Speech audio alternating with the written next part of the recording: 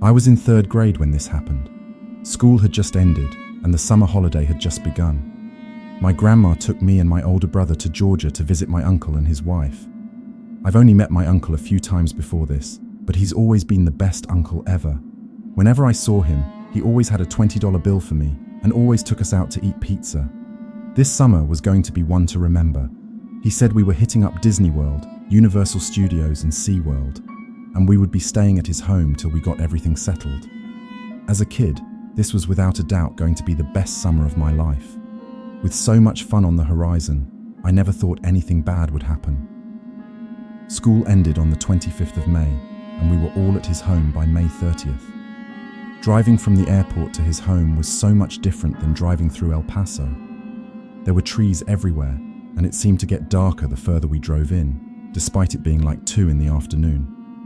His home was in a cul-de-sac surrounded by thick woods. When we pulled into his driveway, I noticed there was a small creek that split the property between him and his neighbor.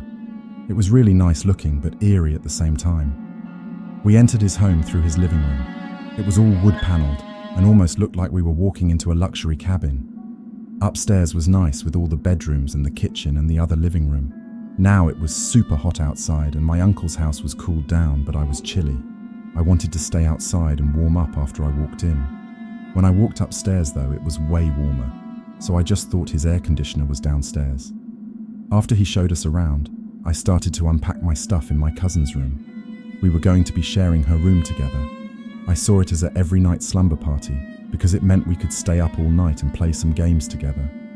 While unpacking, I got cold again. I got goosebumps all over my thighs and arms. I put my stuff down and walked out to go outside, but right when I walked out of her room, I was warmed up again. I chalked it up to the place having a good air conditioner. Our first night there is when it all started. We had just had dinner while my grandma and cousin went out to get ice cream for dessert.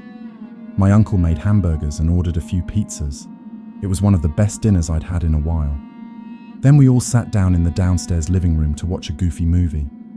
I managed to stay awake the whole movie, but all the food I ate earlier made me feel really sleepy, and in the end, I fell asleep.